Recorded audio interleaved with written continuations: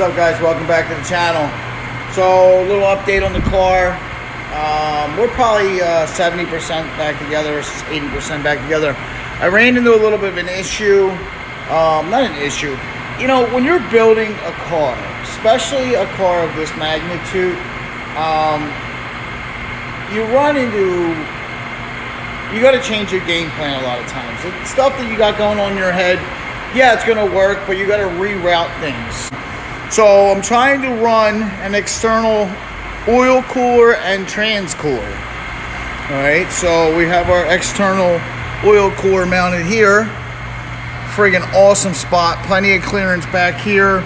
I really love the location.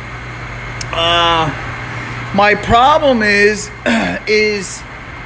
the trans cooler sandwich. So the lines, the sandwich that allows you to put lines on the oil cooler housing. So I have no room up here. All right, so I have to change my whole speed on what type of sandwich I'm going to use. I'm not going to use a sandwich. I'm actually going to use an oil filter relocating kit, just because I have to, the way that's set up with the sandwich, the oil filter stays in the stock location, but with these big 10 AN lines, I have no room because the hot pipes go up there and all kinds of stuff. So I had to change gears a little bit, had to, you know, regroup and change the plans, but I wanted to give you a little update on the car. Look at these awesome tables we just built. Well, Chris built them, one of our buddies, but huge work tables. We're gonna put a vise on them. I'm really excited about them. Gives us some more shelf space. Got one over there. Really sturdy. I mean, he did a fantastic job on these tables. So, like I said, guys, I just wanted to give a little quick update on the car. Here's the turbos over here. These actually have a prototype ball bearing housing in them from Percision. So Dennis over Percision, when I sent these back to him, he got back to me and said, listen, I put a prototype ball bearing housing in them with a custom drain. So they opened up the drain for the turbos, for the oil, and he wants to know how we make out with them, and we will let him know. I love the workbench area because look, I can put all this stuff out on it. We got some new fittings for the turbos because we're running lines now, so we're gonna, you know, use some fittings. Another issue I ran into this Turbo Smart oil pressure regulator. So I assumed, whenever you assume wrong, right? So there's 3 holes on this, right? I assumed, this is my assumption was, this was the feed, and it came out here and here at 40 PSI. So that's what I assumed was the way this functioned. And with further review of the functionality of this, I was wrong.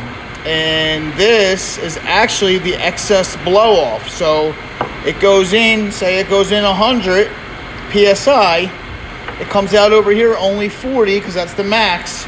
The other 60 gets blown out of here. So this created another little issue for me, because now, you know, what do I do with that 60 PSI of excess fuel or blow off fuel? Or no, I'm sorry, not fuel, oil. What do I do with that extra 60% blow off oil? So it created a little bit of an issue for me. I have to, what I've came up with, I really wish the oil pan wasn't on already because I would have tapped a little 4 AN line right in the front, but the oil pan is on. So the only other solution that I came up with, well, I came up with 2. And I'm really not sure what way I'm going to go yet. Let me show you guys. So, I really don't want to be dumping oil into the top of the motor. I'm tired of that. So one of the ideas I had was to tap into the timing chain cover right there.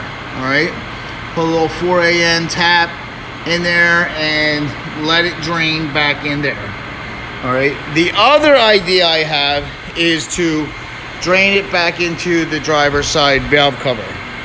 And I did buy stuff to do either way. If I go with the valve cover idea, here's a bulkhead right here. It's a 6AN bulkhead with a step down from a 6 to a 4, because they don't make any 4AN bulkheads.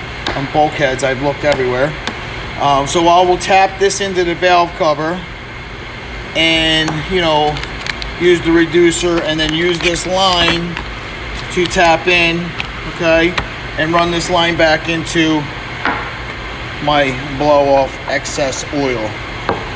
That's valve cover idea. If I go with the timing chain cover idea, I have, you know, a steel 4AN fitting that I will tap in, and then I can make myself some line right here. So, you know, when you're doing these types of builds, guys, don't ever assume that everything's going to be peaches and cream, and don't ever assume that everything's going to go as planned, because it never does. There's always things that come up, and relocating things, and especially on a car. Look at this rear end. I mean, look at the shocks, the Vikings. Look at the camber arms, the toe arms. I mean, she's set up. We put the 315 in there. So there's always things that you're going to run into, especially with these types of cars.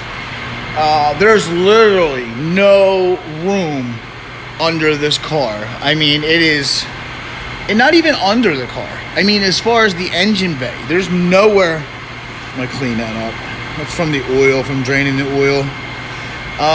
From,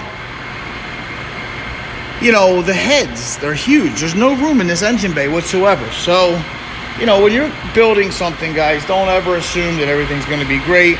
Everything's going to be easy. It is a lot of fun, but you do have to think and take your time. So, a little FYI for you guys. Guys, I hope you enjoyed the video. We're going to keep the content going. We're going to go 100% back into this, making some videos. Every time this car hits the street, it is going to have a camera on it. There's not going to, you know, last time I put the car together, I literally took no footage, like a dummy. I don't know. I kind of was just like, you know, let's get this car going. But you know what? You guys have been coming on this journey with me. I want to keep you on this journey. And, you know, I want to have fun with the car. And guys, I want you guys to have fun watching the cars. If you already haven't, like and subscribe. God bless you guys all. Follow the journey.